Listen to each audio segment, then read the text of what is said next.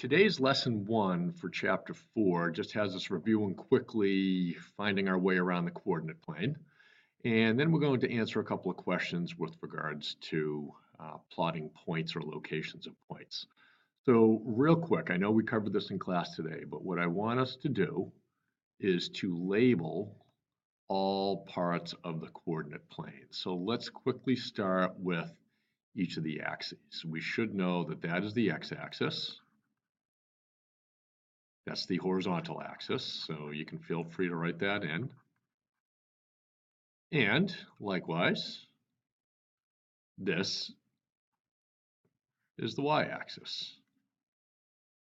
And that's our vertical axis, as we know. Okay, so we have the x-axis that runs horizontally, the y-axis runs vertically. We also have where the two axes intersect. That is the origin, right? So let's see, I'm going to draw that over here. That's the origin, O-R-I-G-I-N, and we know that is the ordered pair 0 for x and 0 for y. Remember, it's x comma y. So we don't move right or left, we don't move up or down. We stay right in our neutral spot in the coordinate plane, where the x-axis and the y-axis intersect. From there, we can move around and begin to identify our quadrants. Now remember, quadrants are labeled as Roman numerals. So we start in the upper right, and this is quadrant 1. Okay, we could even see Q1 or a quadrant if you want to write it out.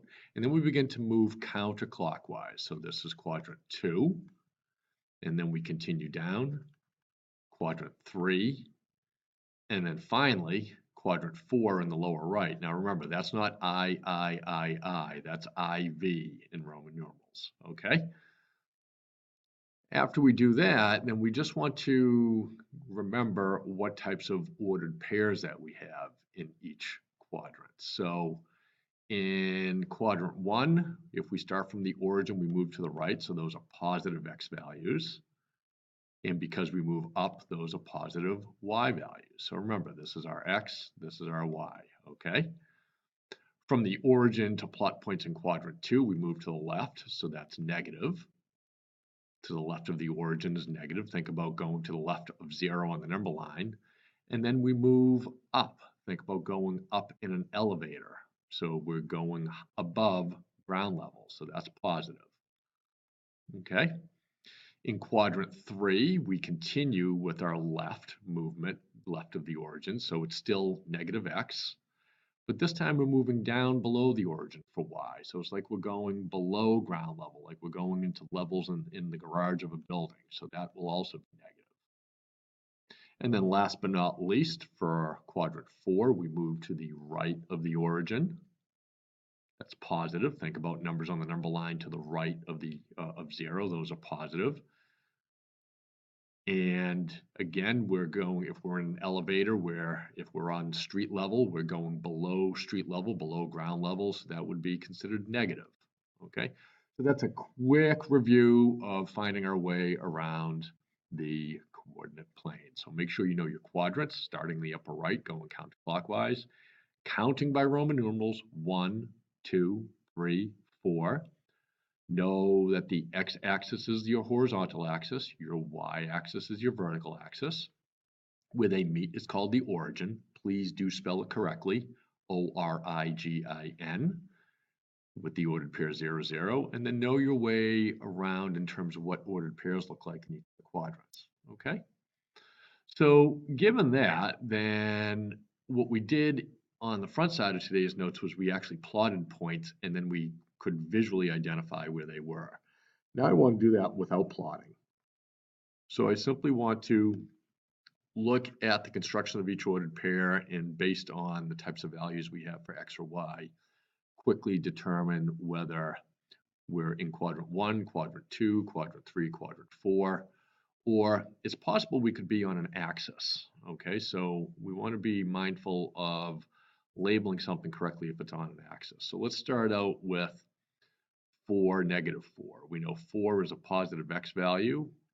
We know negative 4 is negative y value. Think about where our positives and negatives are. If you had to scroll back up, You can see positive, negative, that's quadrant 4.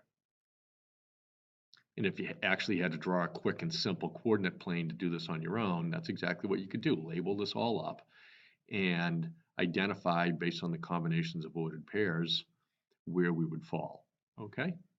So 0, 0, that's a very special ordered pair. We know 0, 0, we have that right here. It's the origin, so that's what we want to label it as. That is the origin. Okay?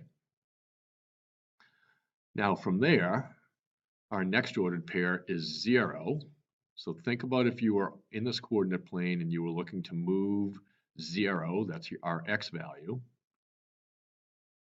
We wouldn't be moving left or right. We would still be at the origin, but then it would say go negative 15 for y. It would say go negative 15 for y, which means we're going to get in the elevator and go below ground level. But we're never going to leave that axis. So where are we on? We're on the y axis in this case. And that is because of that 0 right there. We never move right or left off the origin. We only move, in this case, down from the origin, but we stay on an axis. Okay? So let's continue. If I have a negative x and a positive y, if I need to slide back up, I know negative x, positive y puts me in quadrant 2. Now, once again, we see 0 showing up in our ordered pair. Okay, but let's think about where we're going. If we start at the origin on this coordinate plane, then we do move to the right because it's positive, correct? So we move in this case, we move 7 spaces to the right, but we never jump off that axis because the 0 says don't move up or down. So notice where we are. We're not in a quadrant. We're on one of the axes, and specifically we're on the x-axis. So these two are really important to know. We don't say that we're between quadrant 1 and quadrant 4, or we don't say we're both in quadrant 1 and quadrant 4. We're sitting on that dividing line between the two. So we have to say that we're in an axis, okay? Last but not least, we have a negative x, we have a negative y, we have a negative x, we have a negative y, and we can see from up above, if we need to, we are in quadrant 3. Okay, so that should get you comfortable with being able to describe or identify points without actually having to plot them. Next thing I want to do, and we saw, I feel like we saw a question like this in our notes. Actually, I guess we did not. Okay, so this is going to be a little more unique. We're given a generic ordered pair, AB. Okay, now what I like to do is draw my quadrants or draw my coordinate plane. There's quadrant 1, quadrant 2, quadrant 3, quadrant 4. It tells me specifically that AB falls in quadrant 2. So I'm going to say AB is over here. Now think about what types of values we're going to have for A. If AB is in quadrant 2, then A must be a negative and B must be a positive, because those are the types of points that we have for any ordered pair in quadrant 2. Okay? Now what we do from there is we take this generic ordered pair and we rearrange it. So it says, okay, now let's identify the location of B negative A. Well, based on what we know about AB, we know that B is positive. We know that A on its own is negative, but we want to be careful. That negative sign right there says we're taking the opposite of it, okay? So we're going positive B, we're going with positive B, and we're going the opposite of a negative for that ordered pair, so we're also going to wind up positive. So in your coordinate plane, where are your positive points? Your positive points are in quadrant 4. So our final answer is quadrant 1. I misspoke there. positive, positive, because our b is positive, it stays positive, but it takes on the role of our x coordinate.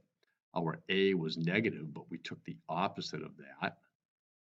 That becomes our y coordinate as a positive value. So positive, positive gives us a quadrant 1 point.